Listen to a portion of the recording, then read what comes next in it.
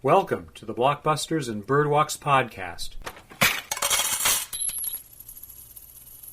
I am the curator, Garrett Chaffin-Quiray. Today we have a conversation with a friend, Ed Rosa. That's me. Hi. My filmmaking partner and I have a YouTube channel, Toothless Richard Productions, where you can see a number of our short films. They really shouldn't hold the Oscars until 10 years or more after those films were released, because so many films that are now regarded as important were overlooked.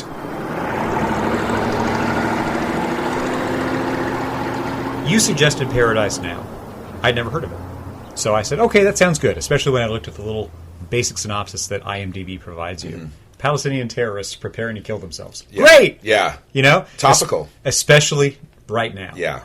So I waded into this with a certain conception of what I was getting involved with. I came out the other side of the movie kind of devastated. My mood had really fallen in a thoughtful way that made me contemplative and quiet, which is hard for me to do unless I'm asleep. Right. When I do my research for these, a lot of times I'm just going to see like what was either like beloved, like really, really lauded, or like really kind of reviled. That's the stuff that requires looking at the most. And so I imagine that this probably made a lot of people's lists for best of 2005. I think that's right. Yeah. And of course, in 2005, I was an established thinker of movies and really thinking hard about this. Yeah. I know I was also a new dad, so my time was restricted when I could opt in to watch entertainment, or in this case, art and entertainment combined into one document.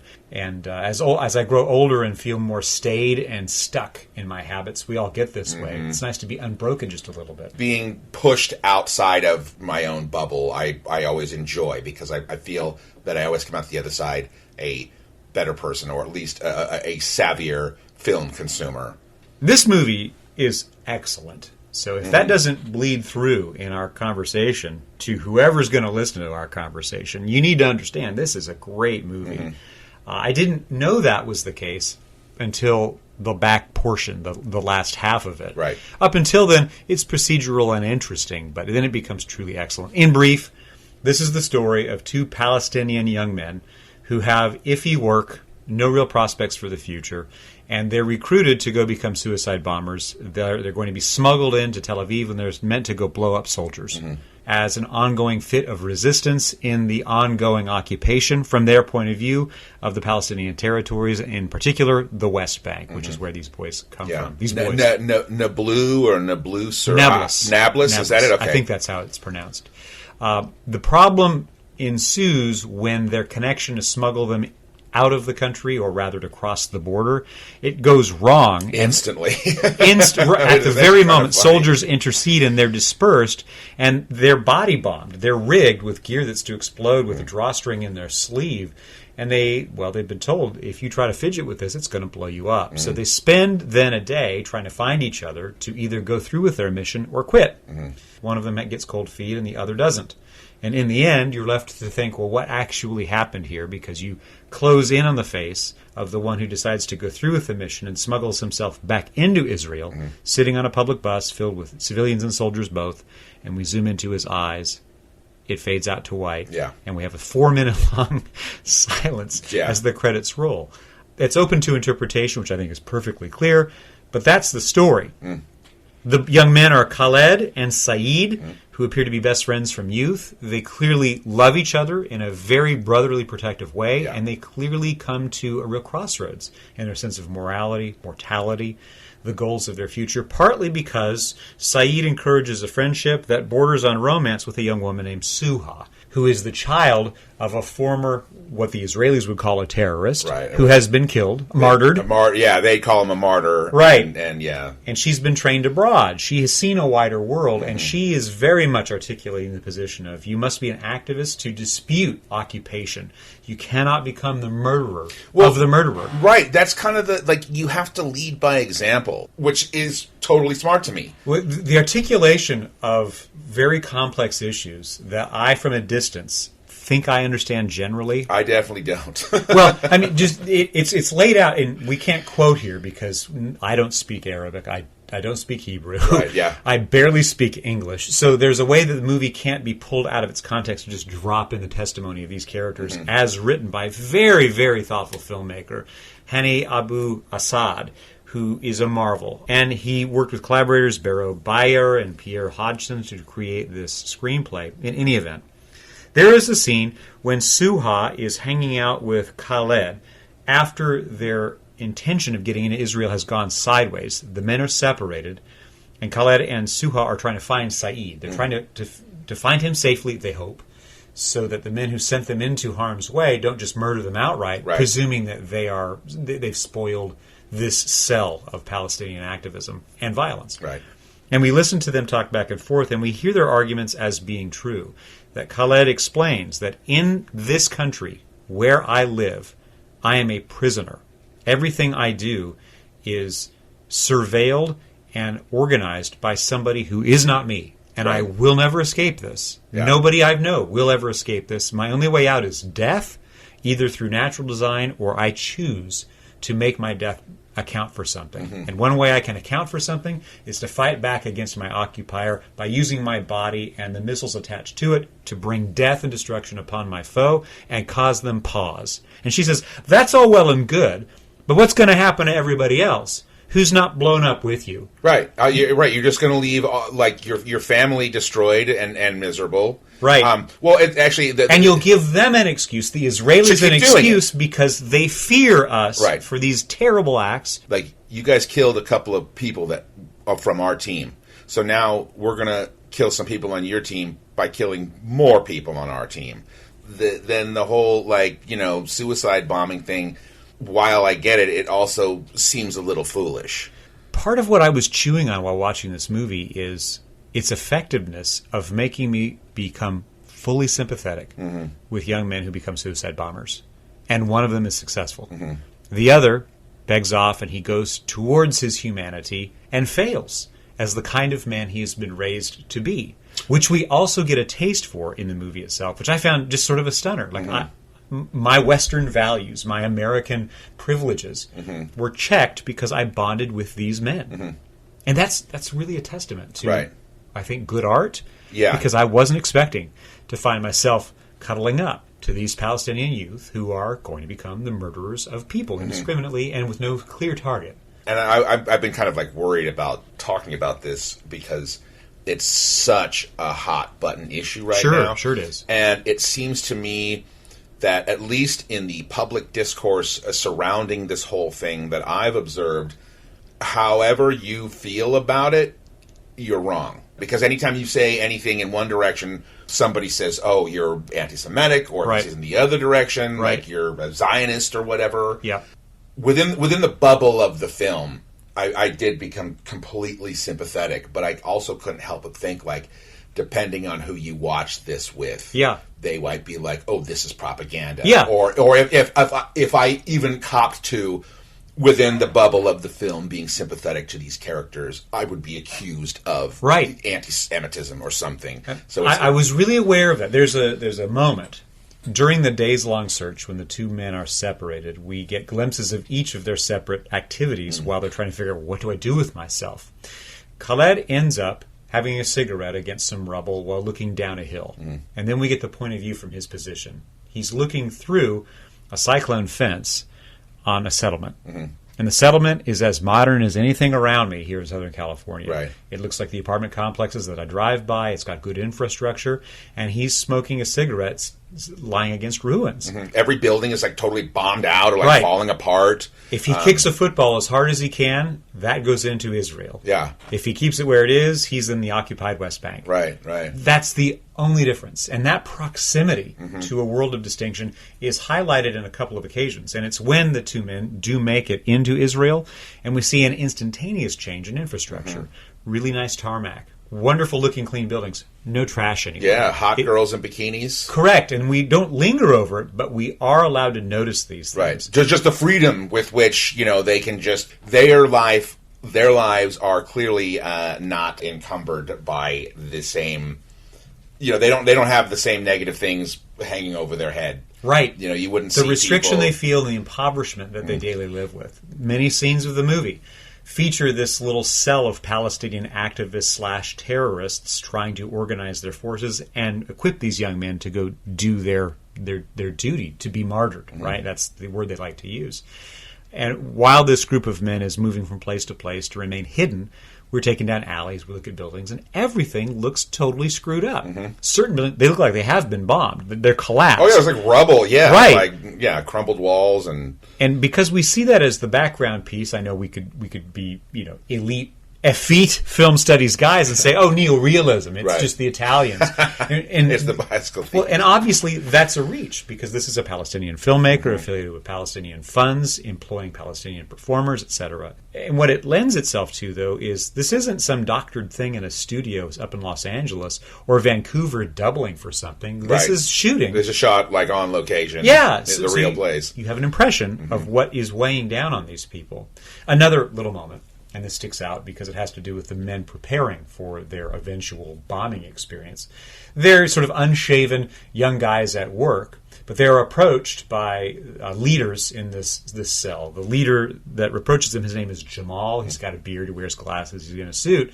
And he explains, you've been chosen, this is your time. You and your friend, as you wish, are going to be allowed to do this together, meaning go into public and blow up a bomb and kill people, including yourself. Tomorrow is your day, so this is the last night. You should enjoy your family, and we'll prepare you and go. But I can't actually go home because there's a bottleneck that the IDF has enforced, so I can't actually leave. I'm going to need to stay the night with you, and also I need to make sure that you're going to be safe and not leak our plans. It does both of those things. But the practical fact is he can't go home. Right. I do need to sleep on your living room floor. I hope your mom's cool with that, and she is, because she's a gentlewoman and wishes to be a good hostess. Right. These things come up because you get an impression of how much restriction is bearing down on these men. And the checkpoints. Like the checkpoints aren't open or something, and so he can't go home. Right. The very first scene that I remember in the movie is from the perspective of Suha, this young woman. We don't know anything about her, but we realize she's trying to go get her car repaired. Right. To do that, she has to go through a checkpoint, and we watch her pause outside of the checkpoint and sort of prepare her, steel herself for what's about to happen. And so we travel with her through the concrete guards. Through being checked, her ID, her bag is riffled through by the soldier who's in charge. And then we get a perspective shot of where she's headed, and we see the whole time that's been happening, she's had a rifle drawn on her, beaded to her forehead the whole time, from several meters away, so there would be safety in case that soldier has to open fire on her. Right. That's just to go get your car fixed. Right. I don't go to Costco with that trouble. No. And that's an amazing thing to take note of. And there's no script about that. Nobody gives this big VO saying, this is the condition. We observe it. Right. And then you have to imagine and extrapolate. If that's your daily life, that's miserable. Yeah. I mean, we only really have to deal with that if we fly. Right, to a different country altogether. Right, or if we go, across the border to Mexico, And in general, I don't have a rifle drawn on me. Right. But that's exactly the point, I think, that's being drawn through this movie, now 20 years old, that is the daily experience of crossing between landscapes that are meters apart, but they are a world of difference. In fact, they're treated like different countries, hostile foreign countries, at war with one another. There are also frequent reminders from various of the characters that the Israeli army is superior. We cannot defeat them militarily. We have to do extra military things like bombings, which are asymmetric kind of warfare. It's not enough to protest. It's not enough to have the law on your side, if it is even on your side. It's not enough to make international allies. It's not enough. We are a poor people crushed under the heel of a mighty power, and this is what's left. And now it's your turn. God be willing. And of course, that's the justification for a lot of us. Let me pray on this. Let me, read through the Quran. Let me be prepared. I've seen all of that done before in movies. I've seen that done to make jokes. I've seen it done stereotypically to just set up the jetliner that's about to be hijacked and screaming brown-skinned dudes doing silly things. I've seen all of that. Right. But it's not treated that way here. These are young people who are doubtful, who understand what they're going to do is terrible, but they also feel that it is the way to heaven, thus the name, Paradise Now. Right. Yeah, they're getting in the express lane. And they feel fully equipped to do it until they start to actually face the problem, and then it becomes more real, as anything would be if it's got that level of mortality attached to it. In particular, Saeed, who is separated from Khaled, but he makes it over the border. He's in Israel. He's waiting at a bus, and he sees like a mother and child. He sees people just prepared to go to work, and these are Jewish people. Right. And he's a Muslim, and he's from 100 yards that way, and here they are, they're just trying to get on a bus. They're not being shifty or acting strangely towards him, but he suddenly realizes this bomb will kill all of these people. Yeah. Even though there may be people who sort of agree, people are not their governments. And all of this stuff is done by governments that the citizens may or may not agree with. And when it comes to a lot of stuff, even if a majority of citizens disagree with it, it doesn't matter, because if it's what the governments want to do, it's what happens. What are the options for somebody to dispute the disputatious condition of living in this hotbed called Israel and Palestine? And I do separate them in my own thinking as separate entities. I know that's naive and American because I am very far away, and my decisions have little impact on a lot of what goes on in another country. I really chewed on this. I found these young men sympathetic. They weren't rude. They weren't profane. They weren't doing things in their daily life before the onset of it's now your time to go become a bomber that were abnormal. I know a lot of young people who are emerging into adulthood who don't have proper jobs yet. That's a condition of young adulthood. But you also learn from how they behave, there isn't really going to be a better outcome. You're going to just spend 50 years of toil trying to cobble together a little bit of work each day. Yeah, first toil, then the grave. You don't get to go to university. There is no national service that wants you. It's a very proscribed life with severe limitations. And as a person who had some limitations around me while growing up, I still had parents that were intact, supporting my wishes to go off to college, who said, Godspeed, and gave me some pocket money to go. That's just not going to happen to these guys. It's not going to happen to most of the people that they know. There's a moment towards the end of the movie. Saeed is recovered. They discover that he has made it back. He hasn't betrayed the cause. Right. He's still packed in with his up. Right. So they have to remove his bombs and then sort of question, like, what's going on here? We don't trust you because something went wrong with the handoff to get you in country to go do your duty. It failed. You must have failed. You must have cheated. And he has this lengthy monologue. And as I recall the setup, he's speaking to the cell's leader, and that's Abu Karem, who you might recognize from a few American movies. The actor Ashram Barhum, who he was in The Kingdom in particular. Okay. Yeah, he's a very sympathetic Saudi in that, although he's an Israeli performer. Right. He also plays phalangist in Lebanon. Right, okay. But of course he's not Lebanese. Right. Well, I mean, he speaks multiple America, languages. We don't know countries. That's true. He's Arab. He's swarthy and he's got a beard. Right, so he's Middle Eastern. So he's one of the Ravs that Rob Lowe talks about in Thank You for Smoking. Russians, Arabs, and villains are the only ones that smoke cigarettes. So. And he does smoke cigarettes. Well, actually, that happens. Just as a side note, that happens a lot with Asians too. It's as if in American cinema, like, we don't know the difference between the different Asian countries. Right. I don't think they're all the same. No, I get your meta point. Right. And so in this scene, this actor who has been a little bit ethnically, what would be the word? Promiscuous, and how he's been cast by different countries that need his services because he's skilled in multiple languages. Because he's a Rav. I find him terribly appealing because I first met him in The Kingdom. So that's on my mind. Nonetheless, he is debriefing Saeed in a private room, just the two of them. And it's a total police interrogation-ish kind of a scene. The camera is on Abu, who questions Saeed.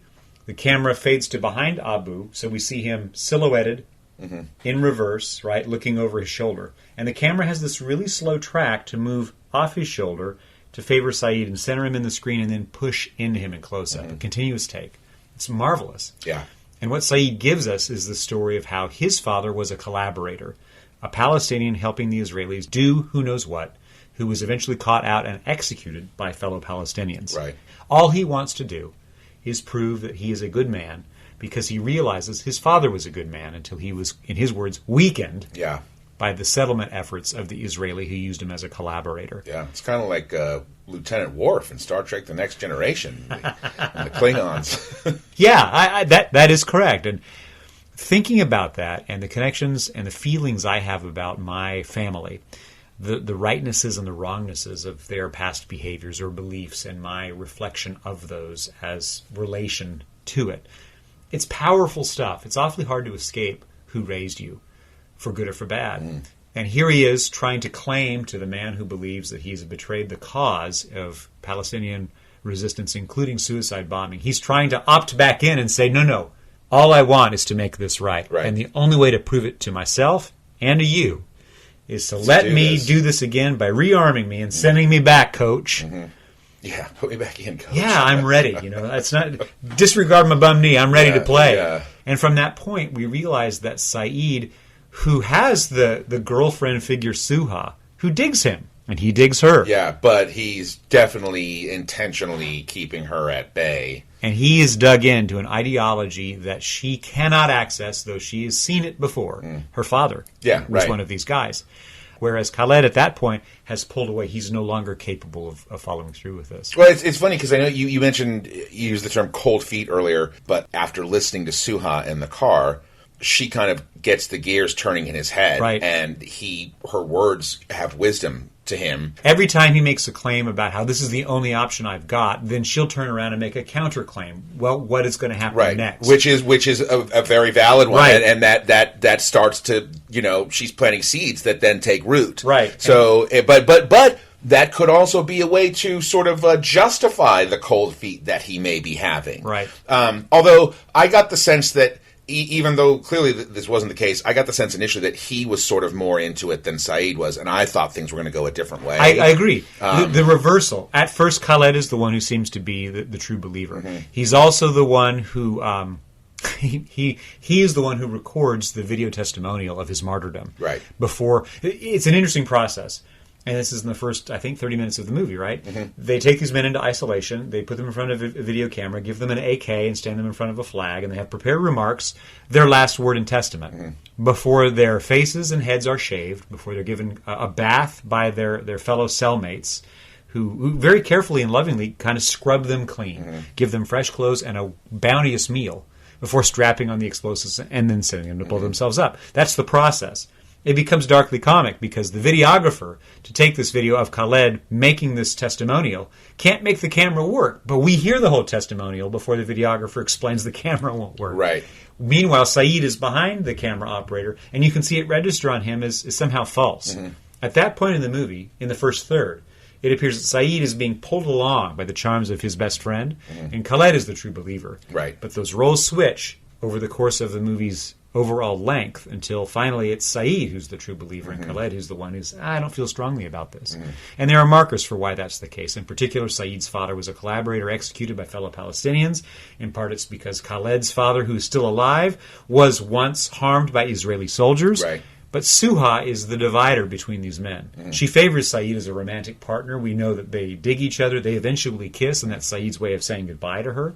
It's a beautiful little moment that they share. But we also know that Suha and Khaled, because of this affection for Saeed, they really want to make sure that he's...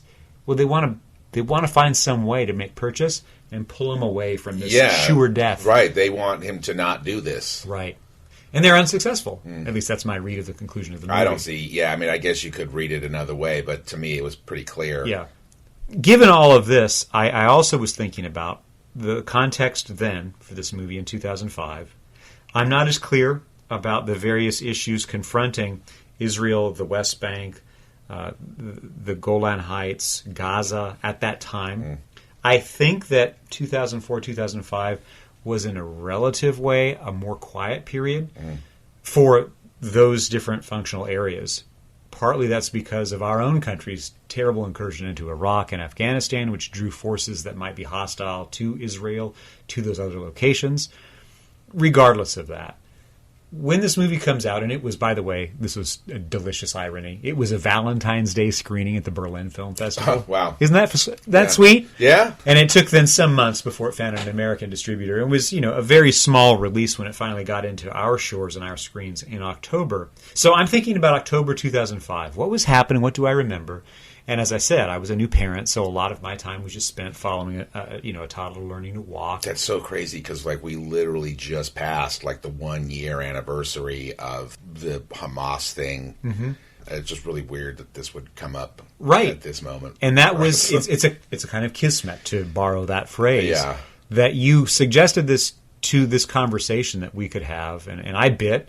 and I didn't quite understand what it was. And just, for disclosure's sake, I scheduled our roundup here based on when they first appeared on a screen. And it just happens we could record this the week that we're celebrating an anniversary of a terribly important event from October of 2023. But then you go back and okay, this was 20 years ago, and it's exactly the same stuff that we're hearing about every day in the news today. That was part of the pitiful nature of, I think, my final sort of sober response to this movie while trying to contemplate what I was feeling. This movie is now roughly 20 years old. My older child is roughly 20 years old. If somebody had been a young adult to watch this movie 20 years ago, it might have planted the idea that there's greater complexity than the binary choice. Kill them all or save yourself.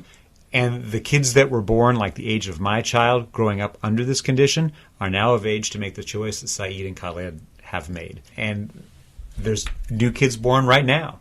We'll make that choice. And in 18 to 25 years, they'll be ready for their turn to choose some kind of terrible death that they think is the right thing to do because they have little other options as far as they can see, or choose Suha's path of continued resilience in the face of something that's damnable from their perspective. Right. But it allows you to live for tomorrow.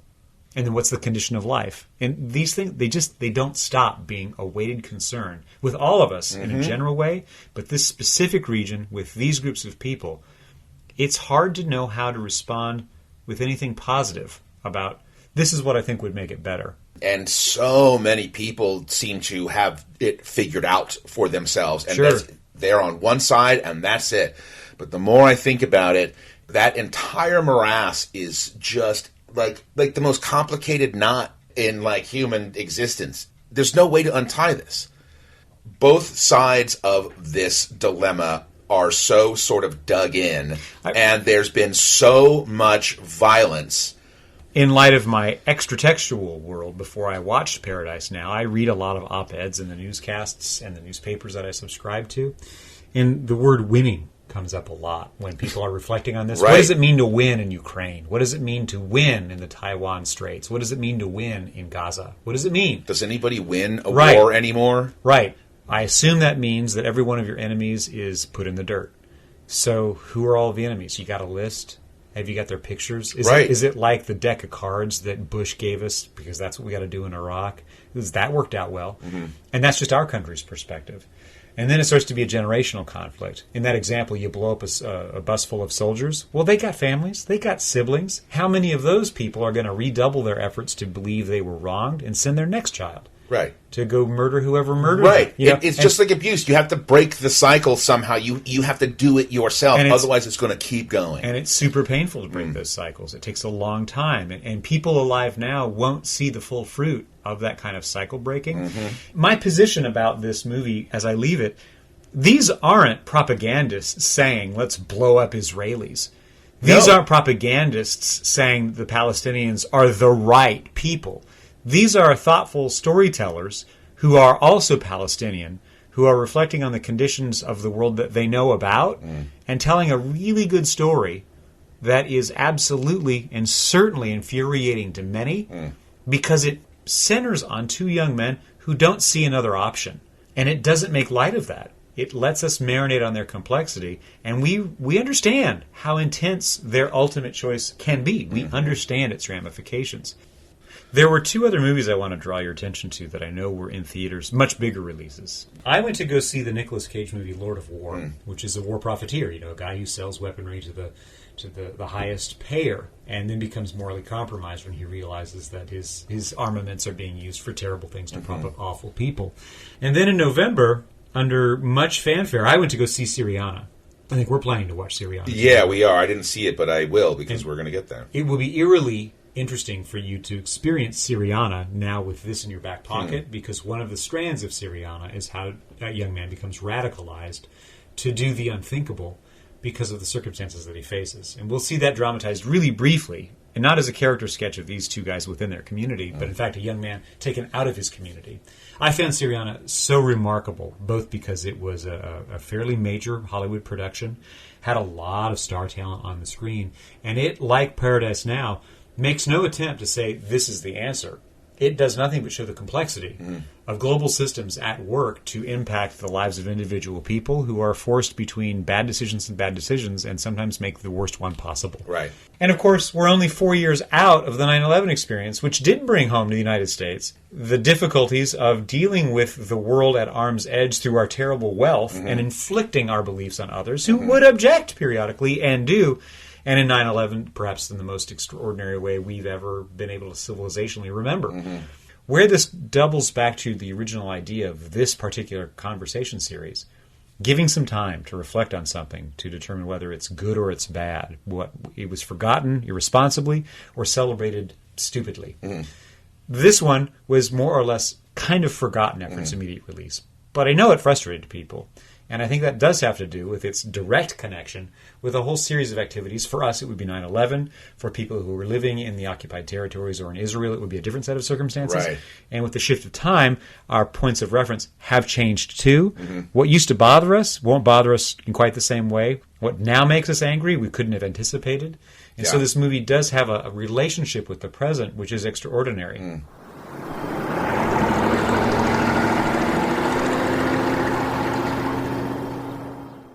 This is Blockbusters and Birdwalks, a conversation between Garrett Chaffin-Quiray and Ed Rosa.